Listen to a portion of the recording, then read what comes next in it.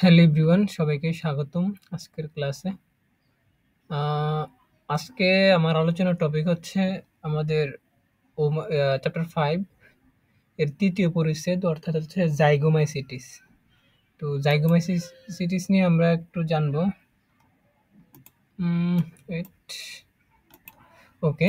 তো জাইগোমাইসিটিস নিয়ে আমরা কিছু জানবো। এটা হচ্ছে পার্ট 1 জাইগোমাইসিটিস। এরপরে সেকেন্ড পার্টে বাকি যে টপিক আছে রাইজোপাস এবং মিউকোর, ওটা নিয়ে আলোচনা করব।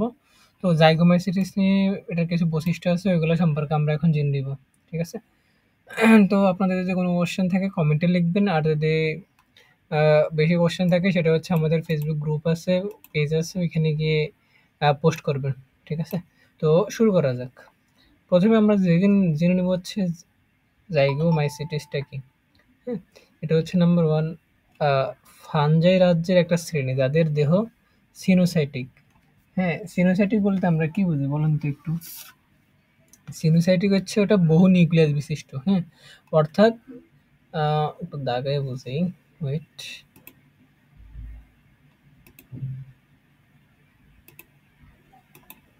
ওকে। মানে সিনোসাইটিক যেটা, হ্যাঁ, ওটা হচ্ছে বহু নিউক্লিয়াস বিশিষ্ট। যে ছত্রাকের কি বা জীবের হাইফা বা দেহকোষে কোনো সেপ্টা থাকে না। ঠিক আছে? সেপ্টা থাকে না, ওটা কি সিনোসাইটিক। এরপরে চলে আসে, এরা প্রধানত মৃত জৈব পদার্থ, অর্থাৎ হচ্ছে যারা স্যাপ্রোফাইটিক বাস করে, কিছু পরজীবী হতে পারে। মানে মৃতজীবী, মৃত জীবজন্তু যেটা আছে ওটাও খেয়েও, মৃত দেহ বৈশেষ এক কথায় যেটা থাকে ওটা খেয়ে বেঁচে থাকে। এরপরে এরা পরজীবী, মানে অন্যের উপর বসে তারপর খাদ্য উৎপাদন করে। হ্যাঁ, এক কথা হচ্ছে বেঁচে থাকে। জি।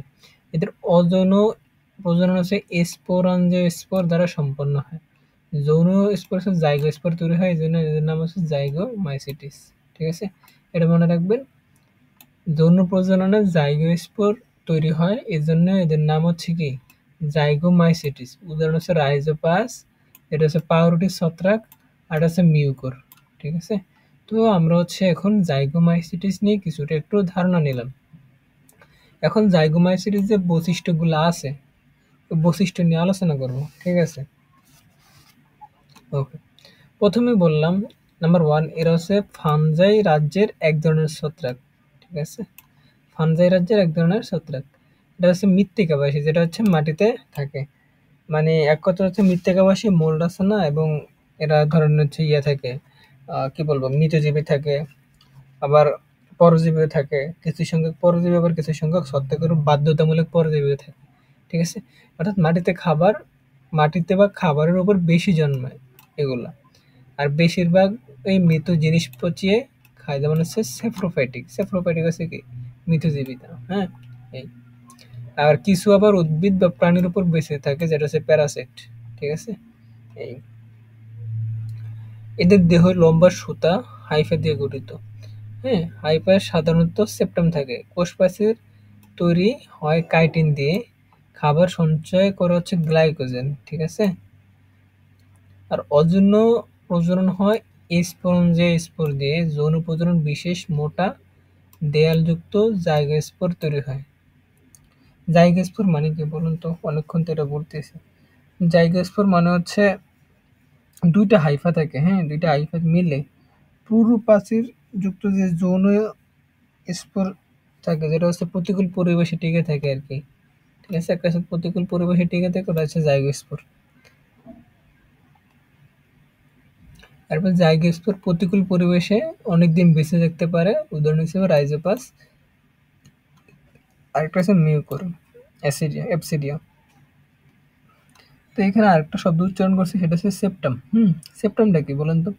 সেপ্টাম হচ্ছে ছত্রাকের যে হাইফা থাকে ওর অভ্যন্তরে বা ভিতরে যে ক্রস ওয়াল, মানে প্রাচীরটা, ওই কোষকেটা ওরা দিয়ে আলাদা আলাদা করে আর কি যে সেপ্টামটা থাকে।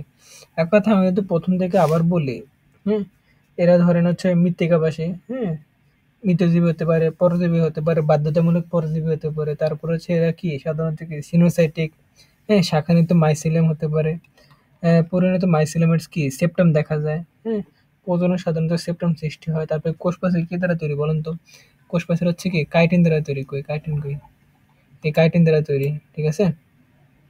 এরপরে হচ্ছে এদের জীবনচক্রে ফ্লাজেলাতে সচল কোষে দেখা যায় না, হ্যাঁ?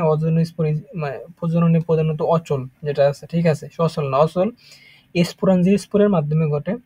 এই স্পোরেনজিয়াম অনেক সময় স্পোর সৃষ্টি হতে পারে, ঠিক আছে? ওকে।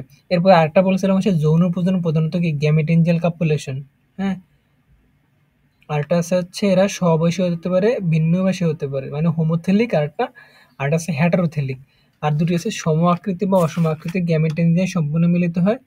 পুরু ত্বকযুক্ত জাইগো স্পোরেনজিয়াম সৃষ্টি করে, হ্যাঁ? এটাও হতে পারে। আবার হচ্ছে ডিপ্লয়েড জাইগোর সৃষ্টি হয়।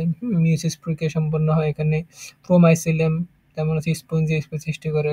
উদাহরণ হিসেবে কি নিতে পারে? আমরা হচ্ছে রাইজোপাস, আরেকটা হচ্ছে কি বলছি? মিউকর।